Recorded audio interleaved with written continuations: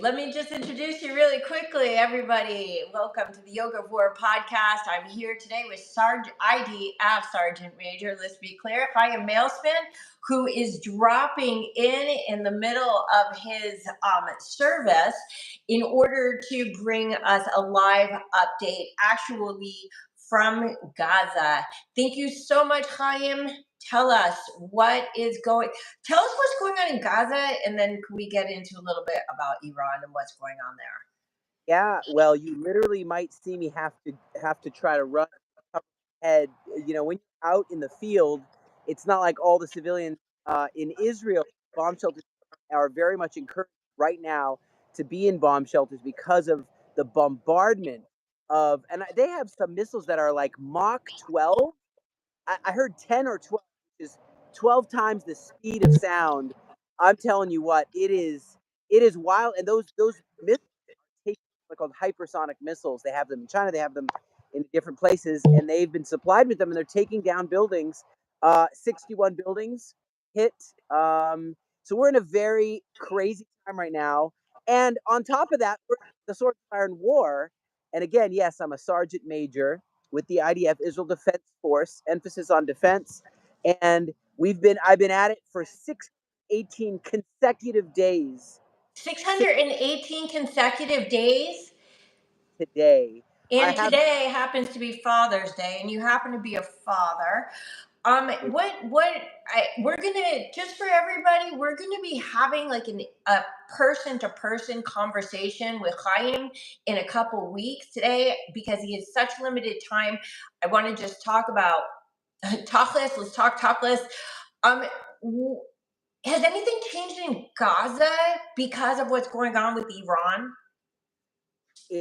All of the quote unquote innocent civilians, you see them cheering, just cheering with glee and joy that Israel's being struck. It's not like they're trying to, again, even a segment is not trying to build a society alongside Israel in peace. Their one goal, they've been so brainwashed into wanting the utter destruction of Israel. And not because they ever met a Jew. We had left in 2005.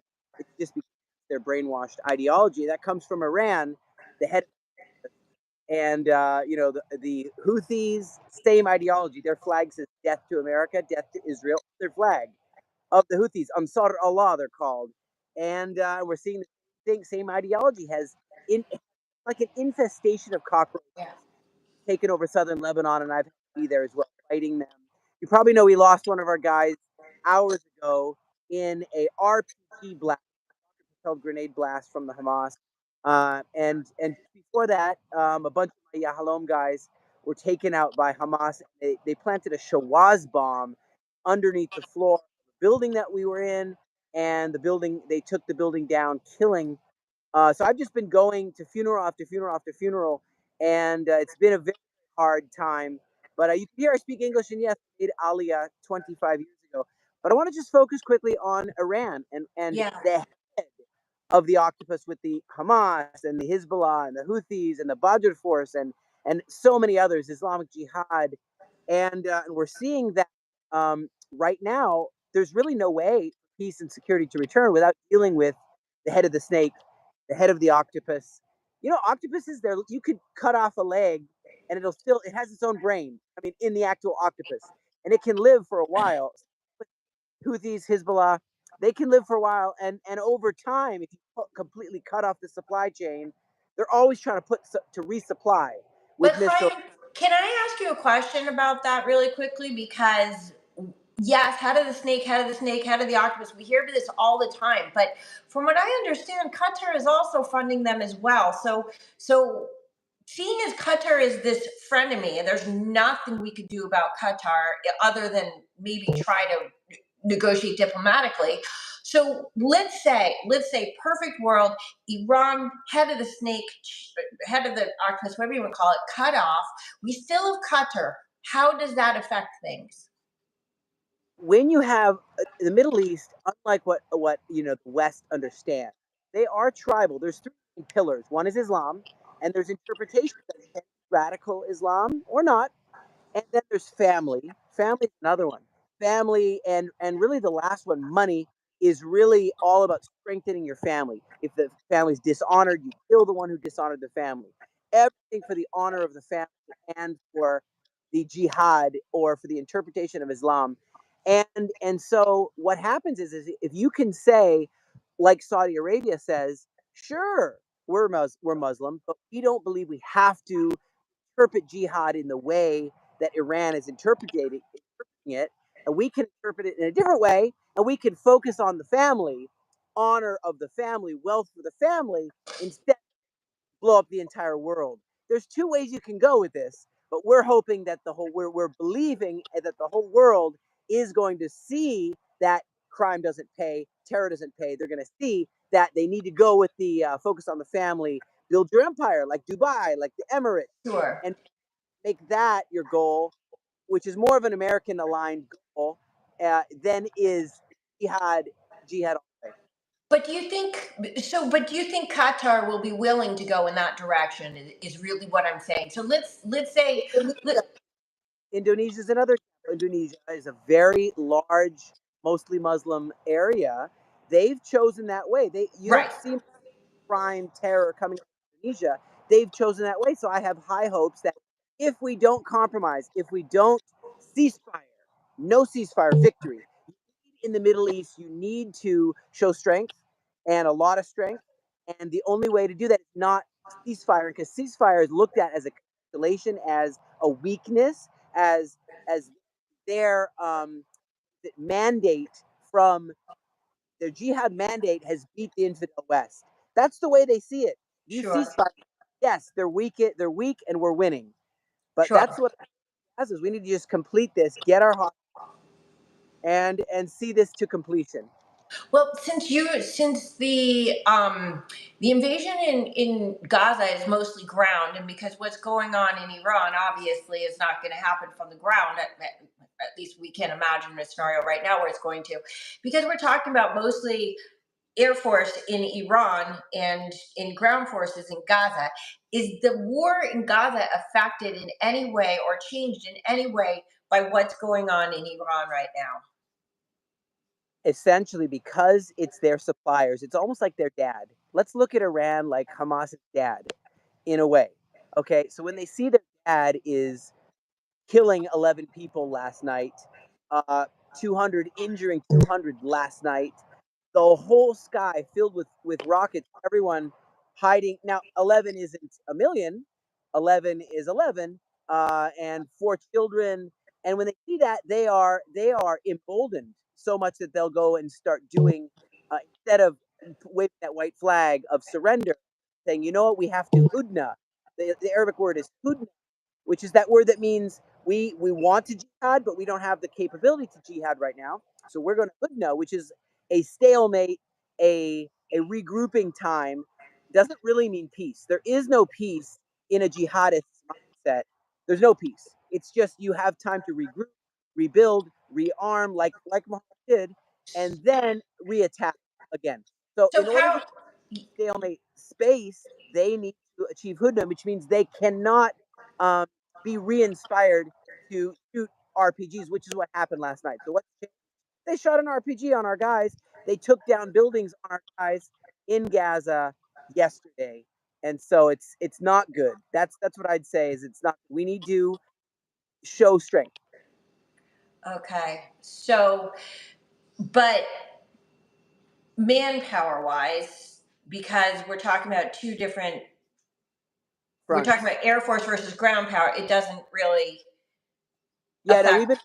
been 7 front war, and Yeah. that's in Samaria, Judea and Samaria. Some call it the West Bank mistakenly, but the Isn't it on lockdown? say again. Isn't Judea and Samaria on lockdown right now? I'm saying we've been fighting a 7 front war, Yeah. which in Judea and Samaria, there has been every kind of laboratory, every kind of explosive, every kind in Jenin, Kalkilia, in everywhere throughout. You have every kind of terror activity and arising. No, not lockdown. It's now we have, after working 618 days, we have reached some sort of a hudna there, where they're saying we need to regroup. That exact thing.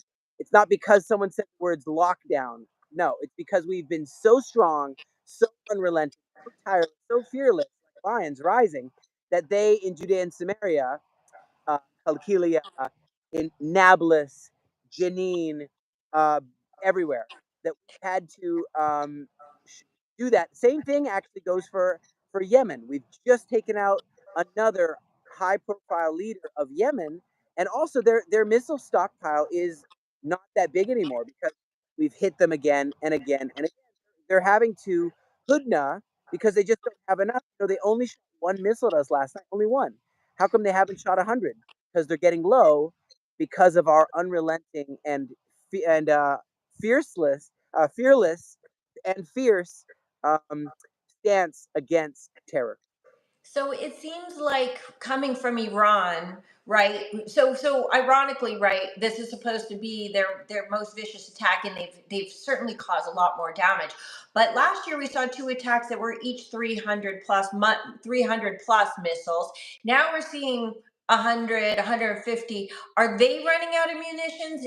And is Israel going to be able? I know you don't answer what you can't answer, but Israel mostly took out the Hezbollah munitions before they were able to be shot. I know that there's some of that going on in Iran, but Lebanon is this big and Iran is this big. So what are the chances that we're going to be able to take out enough munitions that we're going to be able to finish this war and they've got nothing left to send over? Like we've seen in Hezbollah territory, which is southern Lebanon, like we've seen in Houthi territory, which is they've taken over Yemen, like we've seen in Gaza too. The result, the proof is in the pudding, and the results are there. What is possible? How do you get there? Well, you go through a very, very arduous and dangerous period. Now, we got to go to 1979 just to even see what has happened here. The Shah was a Western leader, democracy, what he believed in democracy, Western values, selling oil to Israel, gas to Israel, the price of gas was for better. And then you have this jihadist, really it's an apocalyptic, that word apocalyptic, end of days scenario. A Mahdi, one of 12, they're 12 are Shiites. So that one of the 12, the last of the 12, will come out of occultation, and he will then kill all the Jews. And all the Jews, all the Israelis, and all the infidels, and all the Christians. Whoever doesn't bow the knee to their understanding. So that started in 1979, and in 1979 you have these chants, which death to America, death to Israel. In every speech, notice almost every speech in Arabic, he'll say, and he will have great victory. Death to America, death to Israel. And then we're going to get more missiles. Death to America, death to Israel. They chant this Yep. constantly since 1979, and they meant it. And they tried to get their nuclear weapons back in the day, and instead they tried to focus on progress instead of they themselves doing the dirty work. So since 1979, it built up more and more. You remember Netanyahu up there in the UN saying it's dangerous. We've hacked into their mainframe. We have proof of their nuclear weapons. Please help. This is for decades. We got tired of hearing our prime minister go on and on about Iran and their bomb, and we're like, he's just crazy. We almost thought about Netanyahu until we realized, wait a minute, no, all the rest is noise. He's right on about this, and finally we've got to the point where Hezbollah is weakened, Houthis are weakened, Hamas is weakened. They're not defeated. They're trying to regroup and rearm, and Hudna, they're trying to rebuild, restock, and continue their great end of times apocalyptic jihadist dream. So what it is when we've gone in there, we did the same thing as we did with Lebanon. Took out as much as we could from there, including using the secret drone base anymore, a drone base, which was parked there, open up they went and flew and hit areas, which I can't tell you, but I can tell you that to get to them from within Iran is farther than coming from Israel to Iran, which is over 1,500 kilometers away. So within Iran is farther inside Iran than it is from coming from to Iran. And we've been able to hit all kinds of, but I would say their firing power, they still have estimated 2,000 more, ballistic missiles, some of them intercontinental ballistic missiles. None of them are carrying a payload, a warhead, which is essentially nuclear. Because imagine, even if a nuclear weapon was to explode in the stratosphere, No. if it was there, the nuclear fallout would kill us all. I mean, it would be death to us, even if one of them. But imagine they had around uranium enriched in Fordow and Arak and enough water sites, enough centrifuges to produce 15 was an estimate that I heard within days. Within days, and therefore that was just unacceptable. So I would say they're going to keep shooting us for the next 2 weeks or so. Airport probably going to be closed for the next week or so. I don't know. We'll see how quick we can get to that place where they can only fire a day, two a day, and we'll say yes, we're near that. We're near that place. I will say this is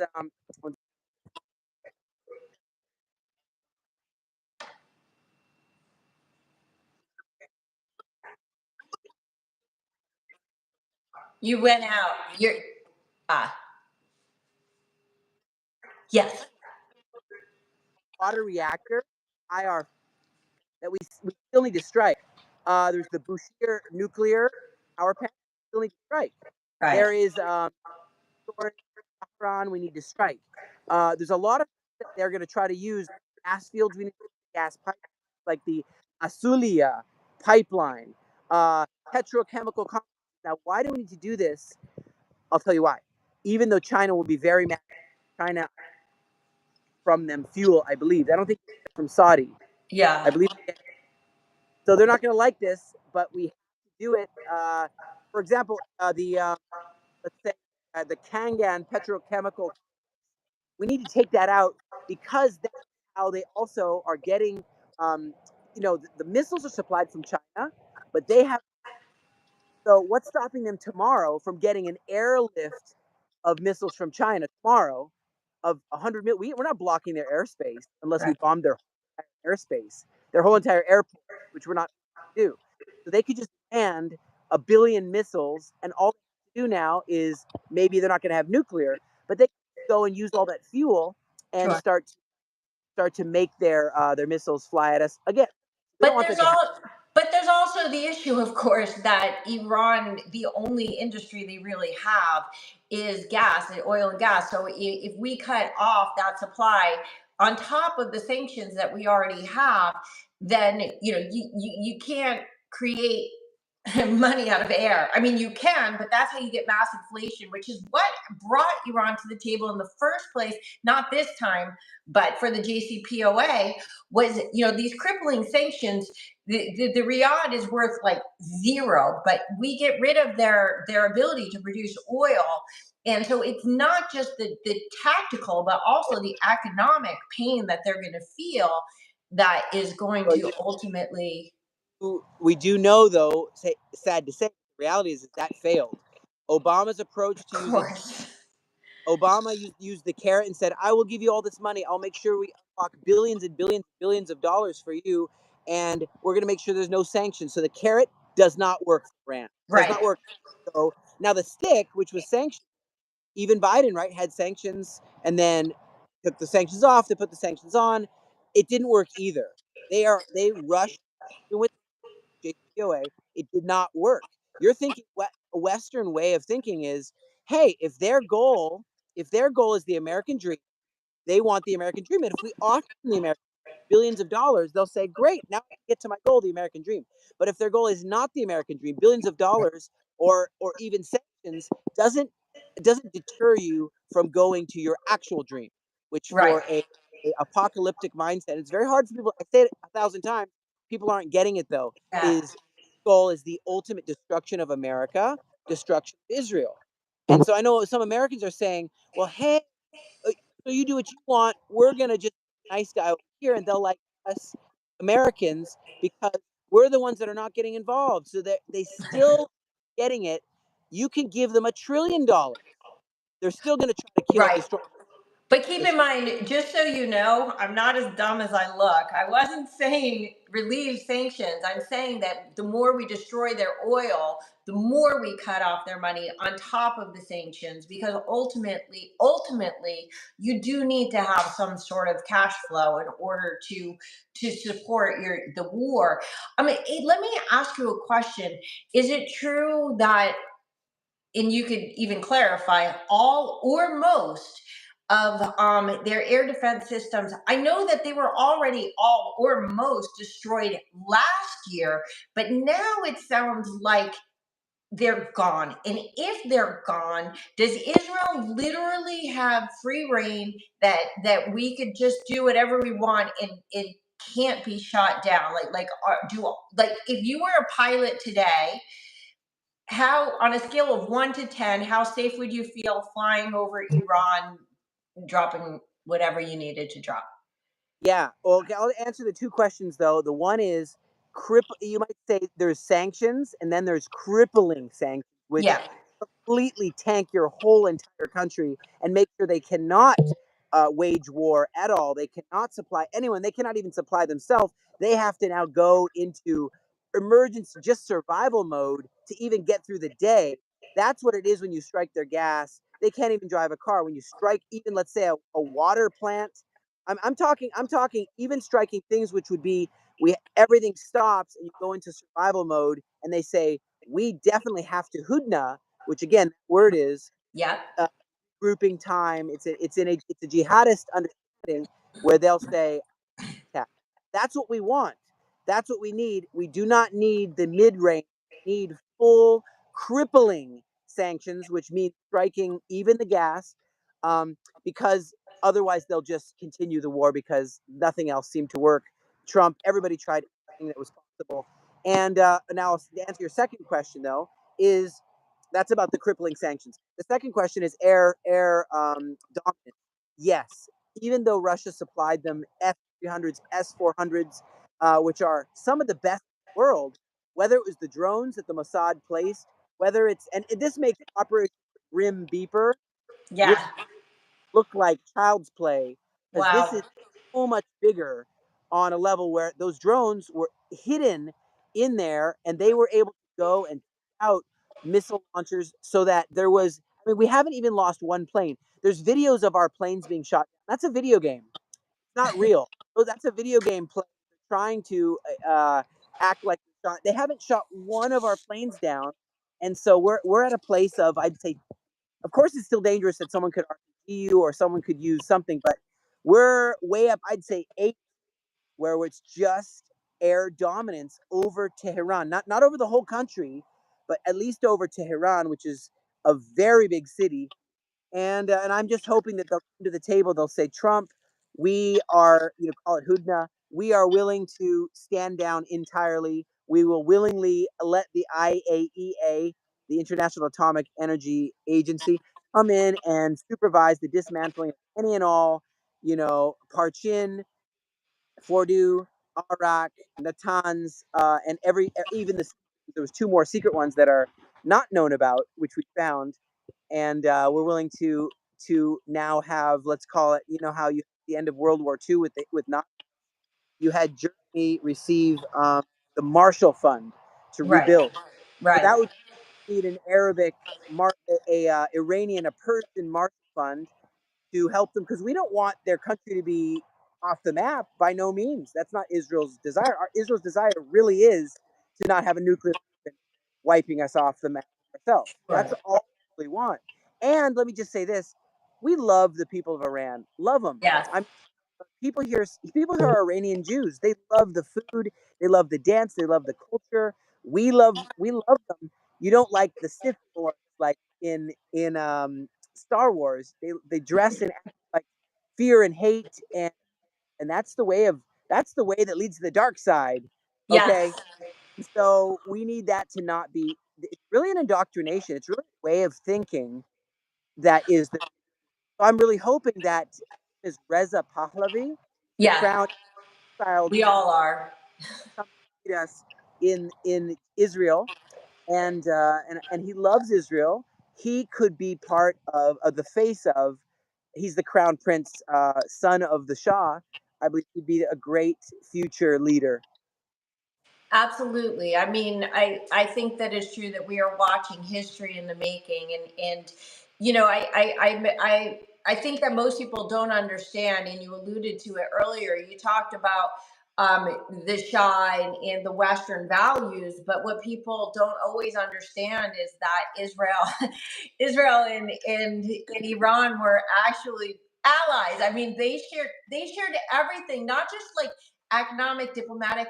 They shared like missile defense. They shared like the things that you are unimaginable today. And the one thing I do like to say is that things can turn on a dime, and we always use that in terms of things can go bad, but things can also turn on a dime and go good.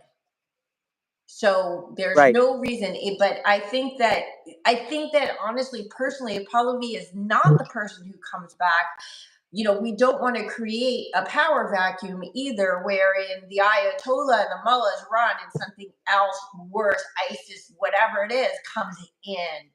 And Yeah, I think we have to really look at international players, like look at Turkey, who's so much backing Iran. Which Turkey used to be a nice place. Turkey wasn't a place to get raped and robbed and beat up. It is now. It's just there's that ideology that again that 12er jihadist. It creeps in, and it could happen anywhere. Here's everything. It could happen in America, Canada, France, England, Australia. It could happen anywhere, and it's creeped in to Turkey, and yeah, they're ready to fill that vacuum. Let's just say that there's a complete dismantling of all the ayatollahs. There is no supreme leader. Then Turkey could jump in. I know that China wants that relationship, so they would say, "Sure, we don't care. We want that relationship with Japan," because there's like a flip side. There's dark matter. So you have the Russia, Iran, Turkey. You have this axis. yes, The opposite of what we live in, where we get our oil and our gas. And now the other thing is in the vacuum, Iraq. Iraq could rush the vacuum itself. There is a 250,000 person standing army. They are very strong with tanks, with planes. They're very strong, and they could take over. They could come at Israel. They haven't done this yet. Iraq could come at Israel, or they could come there and fill a vacuum. Are they better? Are they worse? This is the gamble yeah, of the. Say this to wrap up my whole thought is we got a job to do. yes, What is the job we got to do? As the military, it's not the job of a politician. The job of a politician is to I give them a deal, a better deal, a deal they cannot refuse, whatever. That's a politician role. The military role is we will do what it takes. That's whatever to ensure protection of citizens who've signed the social contract. They give us taxes, and I'm not even a career soldier. I run a charity called the Aliyah Center in the Galilee to help Arabs and Jews, but especially those who make Aliyah. Maybe one day you'll make Aliyah. You get food, clothing, shelter, everything with us at the Aliyah Return Center in the Galilee, North Israel. But my job as a soldier is to make sure I do everything that it takes to ensure that the citizens are protected both on the border of Gaza, on the border of Lebanon, and wherever they are under this hellfire storm of missiles yeah. from apocalyptic jihadist group. Do you think that Iran finally got Trump's message that, like, he's like, I told you, either you dismantle it or we do it for you? So, first of all, do you think they finally are like, okay, this is serious. We need to come to table No, and hold on. Um, and do you think that the obviously looming potential of America joining in and finishing this off. And I do want to say to everybody who says day in and day out, this is not America's fight. This is America's fight. This is a fight for the free world that tiny little Israel is fighting, and the whole world is cowering behind them, saying, yeah, no, you do the work, and then doing everything they can to throw Israel under the bus. We are living under such weird times, such Orwellian times, but I've been amazed to find out that every time it seems like Trump might be undermining us, it turns out that he and Bibi this whole time have been planning, like, we're going to say this and we're going to tell the world this, but we're going to do this. And on day 61, this is going to happen. Is America going to step in your best estimation, and finish off this job if they do not come to the table and agree to do it themselves? I would say when you look at other countries as examples, you look at how Belgium not that long ago had a state of emergency. Said we can't control our country. We've lost control of our country. You look at the amount of no-go zones. That means jihadist controlled areas in France, and they're like, we have no control of these areas. You look at England. You look at the protests on the 8th of October 2023. We hadn't gone into Gaza yet. There was nothing to protest That's except right. yay for the murder of all of us, because we hadn't gone into Gaza at all. All we did is we were just massacred. We were reeling from that, and there was so many people. Now the police can only do so much. I mean, you look at Netherlands. What's going on in Netherlands? All these riots, and then you have this called what is it called? Accommodating or pandering to the jihadist mentality, not standing strong, not standing uncompromising, unrelenting, unwavering the way Israel does, kind of pandering a little bit, and that's all they can do. They've essentially don't have the manpower. You know, a friend of mine in the Netherlands said that they said when you see someone on a train with a mask and smoke and throwing and then he has a club and he's beating people with a club while driving a motorcycle. Then he rides onto tips a bus over with his tractor. We don't know how to do this. We don't know how to handle it. We half the Right. guys don't care in the UK, and here in Netherlands we are not trained like you guys. We don't know. We're not trying to remember. We called it almost a pogrom. What happened to Jews there after that in Amsterdam? And they said, it's not that we are trying to do a pogrom. We don't have the tools or training to handle this stuff. We don't know who's who. They switch clothes, they switch shirts. It's called guerrilla warfare. Now, we've had this for a long, long time. Now, the answer to you is, how soon is America wanting to jump in? There could be a situation that America isn't as united as you think.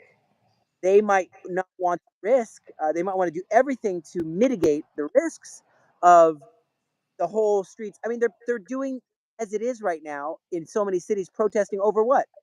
Over what are they protesting? It's They're really a protesting over Jews existing, if we want to be honest.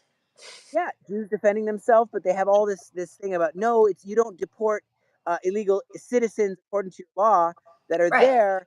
Don't Right. deport them. We're down all of Los Angeles, burn down, and remember with BLM, burn Right. down all of Manhattan, break all the windows. So you're at a place where the police will not be able to handle it soon. So it's like the last ditch effort. So I feel that behind the scenes, and I'm maybe speaking, but I feel that behind the scenes there's a not wanting to take that card all the way, play that card all the way to the end now, because maybe it's going to take some time to rebuild sanity in the West.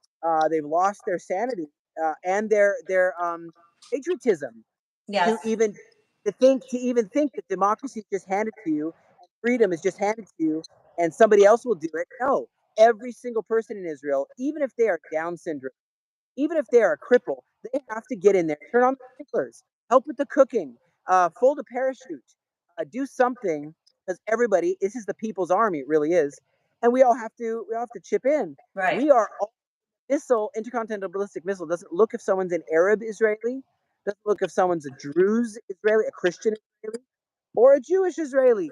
We're all. This is not the Jewish Defense Force. Right. Nope, Israel Defense Force. All together in this. We all got to do our part. So my answer to you is, I don't think America is going to want to step in. The answer is no. I At think they're going all? to do. Ever? I think everything they can to not step in at all. Everything they can, But what if they and can't?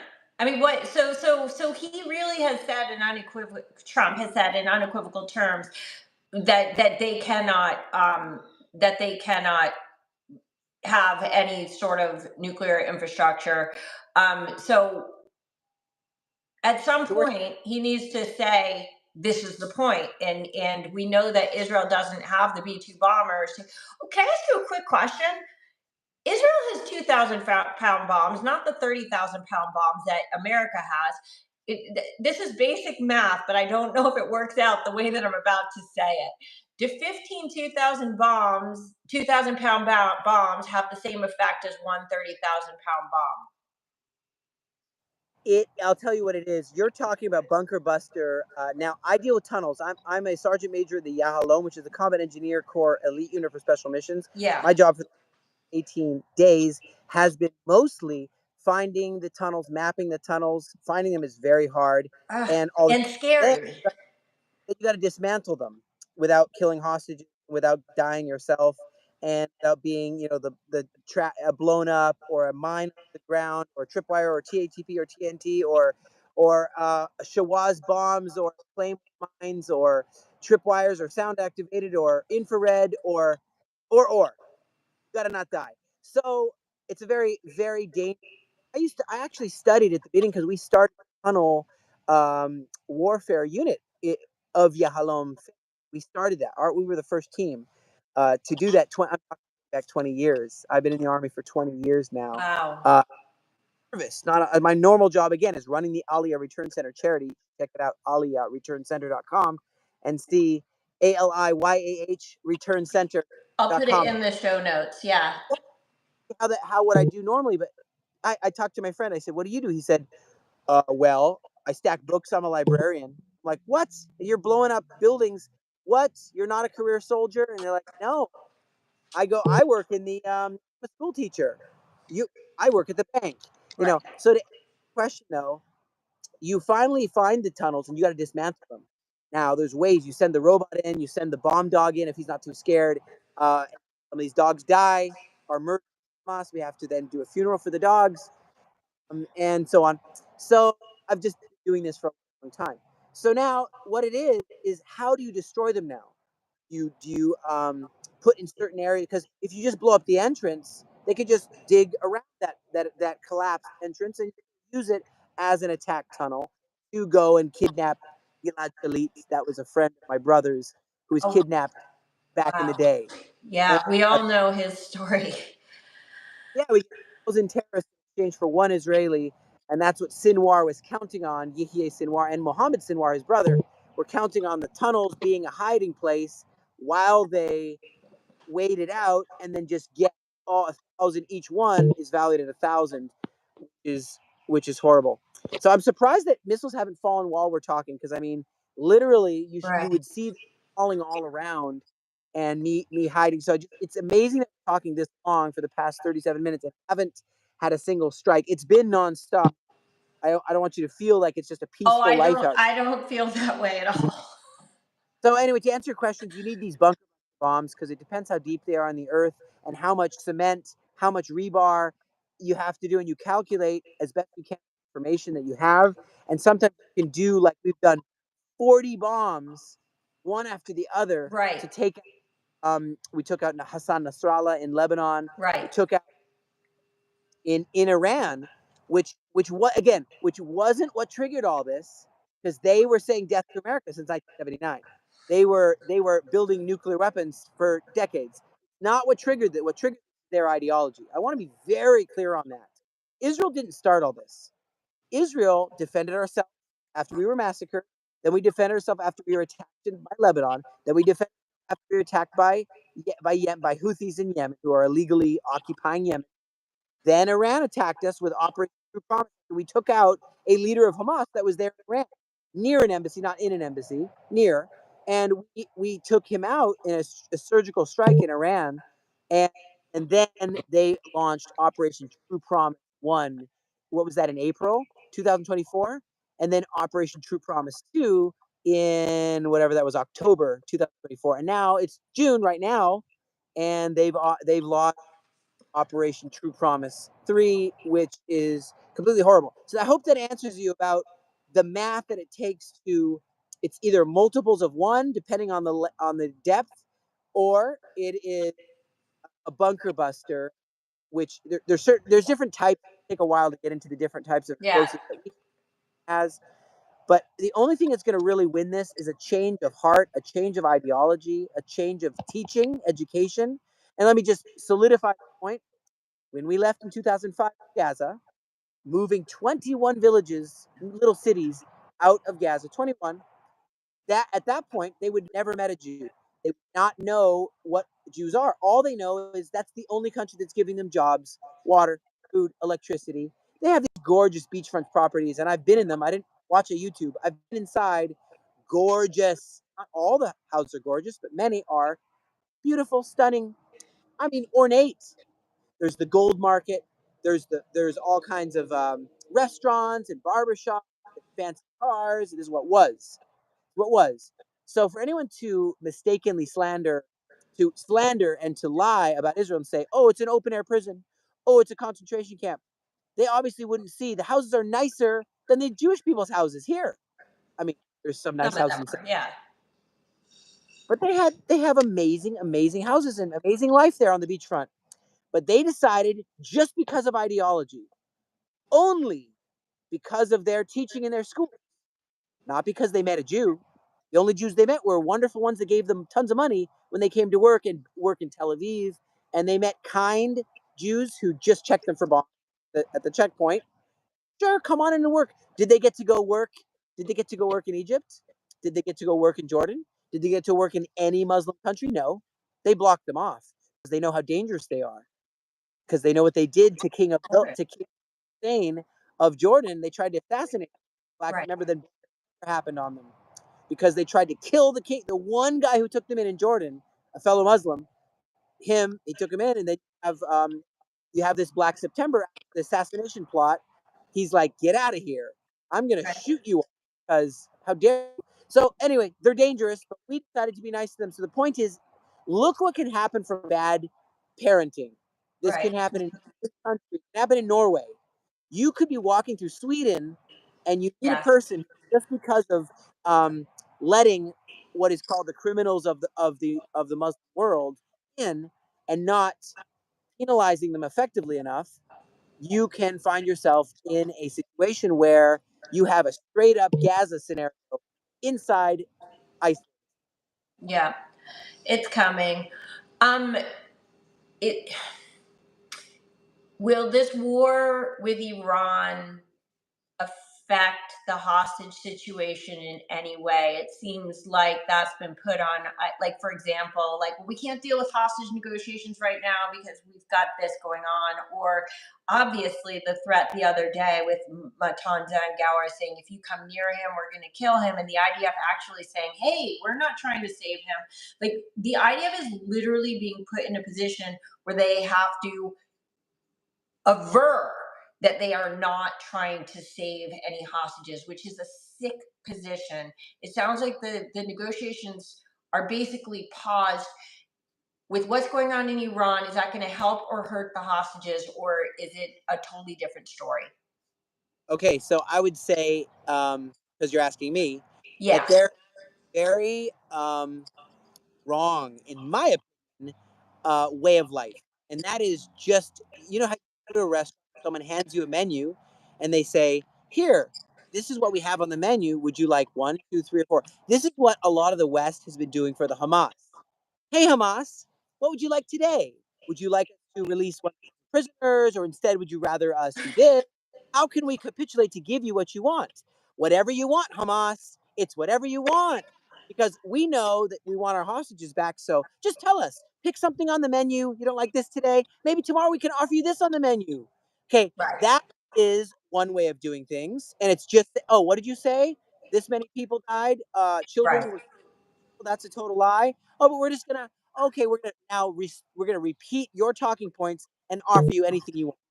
So that's one way of doing life, and that I don't think that's actually a good way of doing life.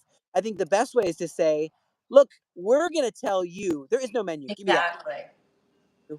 We're gonna tell you what's gonna happen.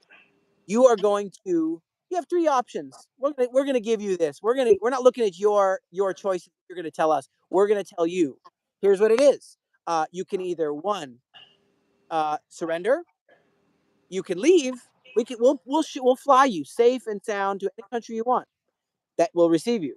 You could surrender. You could leave to any country that'll receive you, or else. That's surrender, leave, or else. That's surrender. You leave, or else. And we're gonna get the hostages. We're gonna get them. If you want to murder them, you could murder them today. You could murder them tomorrow. But you're going to say, well, we're going to murder them. Well, you already murdered so many of them anyway.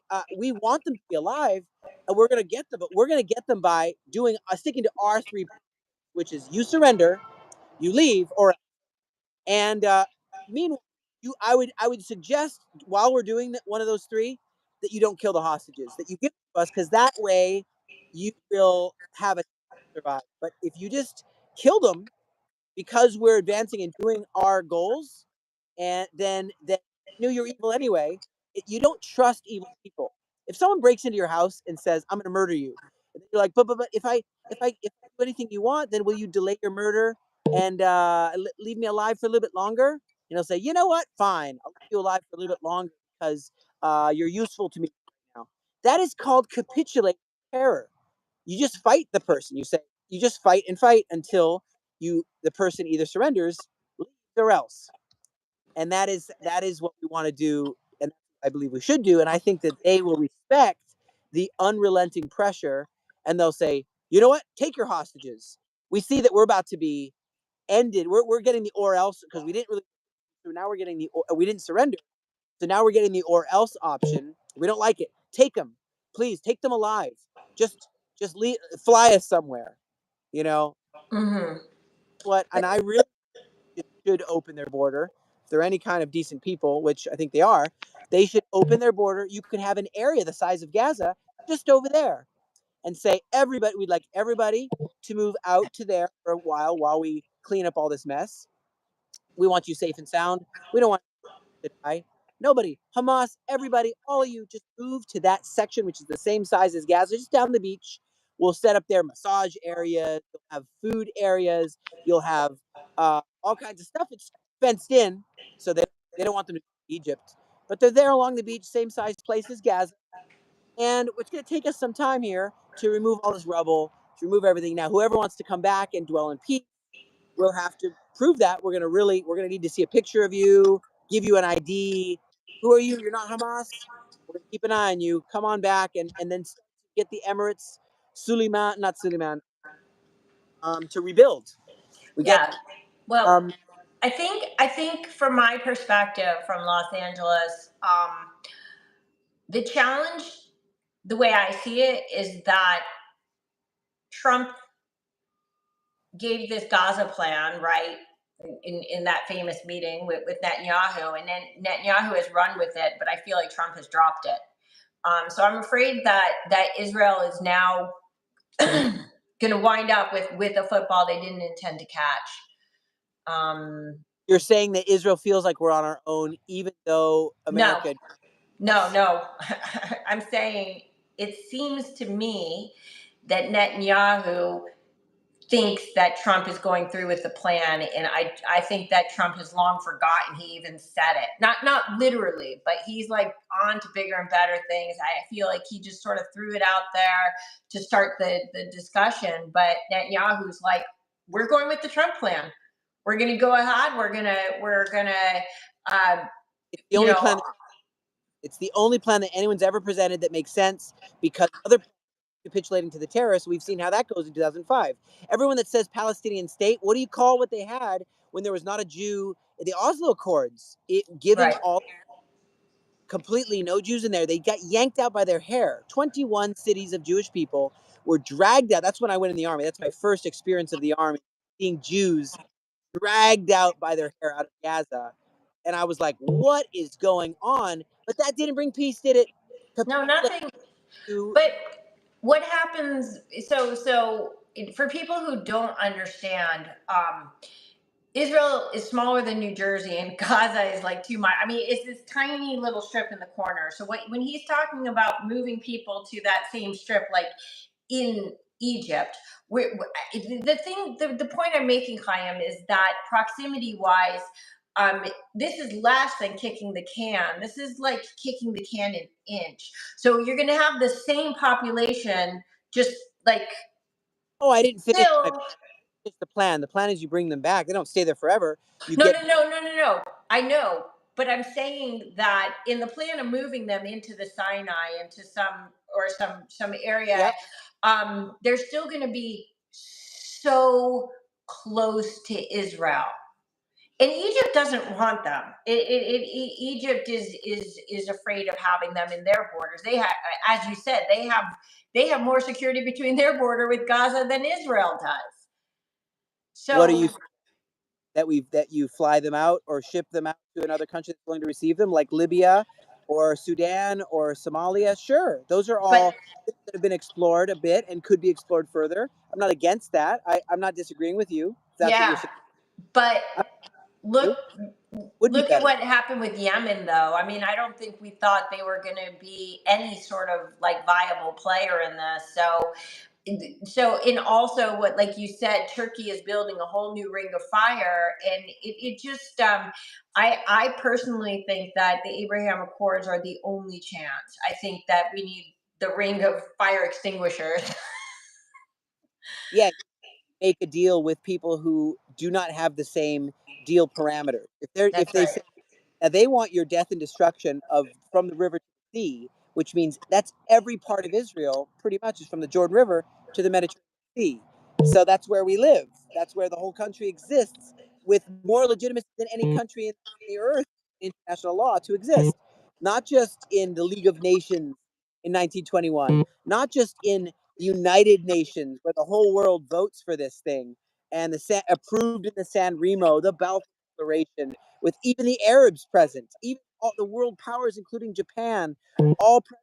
The international law is like, this is Israel. Okay, it's no longer a Roman named old Roman or old British or old Turkish swath of land that covers Jordan and Syria. It's now Syria, Jordan, Israel, Egypt. There's lines now, and you can't go back to having the whole thing Turkish Palestine or British Palestine or Roman Palestine or whatever. So it's people aren't getting that, and I think that we need to change the mindset. So someone's mindset is all Jews die from within Israel, and then you're like, let's make a deal. Maybe can you come some of the direction? No, you can't any direction with someone who says their goal is all Jews die in Israel. You can't negotiate at all. You can't exchange words with such a person. You can't. You shouldn't. It would be despicable to exchange words with such a person. You say, let's skip that person entirely, quote unquote, the Gazans. Now we need to go and see if there's someone else who interprets the jihadism, doesn't interpret jihadism in the same way, such as Saudi Arabia, such as UAE. And hopefully that will sway ones that could become extremists. You said Qatar. Could they be very start interpreting every? You're right. Is the danger exists everywhere for that interpretation? It does exist, no matter how you look at it. So you have to keep keep that from happening. I'm not saying that there should be Arabic school teachers who are observing leasing and Arabic mosque goers that are policing any and all sermons on Friday, which scream death to all the Jews, and saying, "I'm going to report." I'm not saying that's what I would do, but I'm not saying that. I'm not. I mean, there needs to be a real eye on the ball when it goes to these mosques on Friday, screaming death to Israel, and it starts having that in your whole childhood. So it needs to change, and the Abraham Accords could be, will be Yeah. the change. If Pahlavi comes back in Iran and Iran joined the Accords, Saudi Arabia joined the Accords, I mean, it does look like viable that Lebanon and Syria might be joining the Accords. I mean, I think that, I think remarkable things are happening. And I've kept you for such a long time. What I'll say this as we end is, even Trump, even all leaders that feel they know the Middle East, it would be really good to not, even with the Gaza plan that Trump suggested. It's the only workable plan that I've seen yet in the whole history of this whole thing. But I'll just say this: is we got to really check ourselves that we don't think we understand what a hamula even is, a family structure where you're willing to kill your own brother or sister if you feel the family honor has been in some way, and you're willing to jihad to your death, that your whole family is pardoned and gets it. You have to be able to really understand that that's the driving force, and not money or Starbucks or the American dream or even a beautiful Gaza. Nope, not the driving force. People can really get that in the grasp. That's the first step to doing something that makes some kind of sense, Have and you? not being the same I, foolish. I'm just curious. Did you ever study like Gazan culture? I mean, not as a soldier who's experiencing it, but did you Yeah, ever academically study yeah, this? yeah. So not only am I a sergeant major with the Combat Engineer Corps Elite Unit and run the charity Aliyah Return Center, I also in government diplomacy, history of the Middle East, counterterrorism from the Reichman University, one of the best ones in the Middle East for understanding really what leads to radicalization, how a person says, just go to this chat room, they're just going to ask you to swastika synagogue. That's all. That's all because your people need their honor restored. Golden Age of Islam. And all you got to do is film yourself, take a picture of it, send it on to this encrypted. The whole thing, I have studied it, and it's something that can happen in any country. Yes. That and people say, wake up, wake up, wake up. Uh, what does that look? What does waking look like?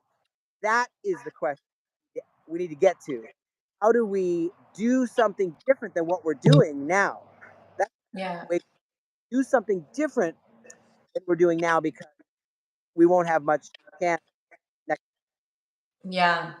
Chaim, it's been an hour, and it's Father's Day, and I know that unfortunately you're not with your family. I wish you a very, very. Thanks for having. It's been my absolute honor, and hopefully we can do more of these. And thank you for the extraordinary and unbelievable service that you have offered to Am Yisrael. Because when I say Am Yisrael from Los Angeles, I'm a part of that nation, and I do, and I hope you all in the IDF know that those of us, yeah, I never go out. I've got my bracelet, my necklace, I've got the pin, I've got all the things, but I just want you to know, because those of us in the diaspora do not take for granted the sacrifices and the risks that you and the IDF have made for us. And sometimes I wake up and, yesterday it was my niece's graduation and the whole family's together. And I'm like, we're we don't deserve that. Not we don't deserve this, but it's like there are people like you who are risking their lives so that people like us can celebrate our mazel. So God, like, just bless you, bless the IDF, bless Israel, and remember, everybody, that when we say that Israel wants peace, peace is not something that Israel can have by itself. When Israel says it wants peace, it means we want peace for our neighbors as well. This is Am Yisrael, and it's unfortunate that it has to sometimes take the form of military might, but the goal in Israel is always shalom. If people know one word in Hebrew, it's shalom. There's a reason for that. We live and sadly sometimes die in the pursuit of peace. This is Hatikva. This is why Israel was created. This is what Zionism is. It's a safe and secure place where Jews can live in peace. Yes, and I'll just say this as a sergeant major. I'm going to be a little bold here. To whoever's watching, I'm going to give you an order. As sergeant major, your order is to keep your peace. Operate from a place of peace. Don't get all angry. Operate from a place of peace, for peace. Even if you're fighting a war, do it in peace, for peace. That's the only way to bring a change. And take that moment and pray, and you will feel that peace. Thank you So so that's much, the Chaim. You're gonna be back on the show in a few weeks. We're gonna be talking less tactical and more personal about things like peace, how we pursue it, why we pursue it, what it means to be a Jewish soldier. and all the things. So happy Father's Day, but Thank you. happy, but way more importantly, Am Yisrael Chai. Am Yisrael Chai. See you soon. Thank you so much. Thank you. Keep you posted. Check out Aliyah Return Center. Absolutely.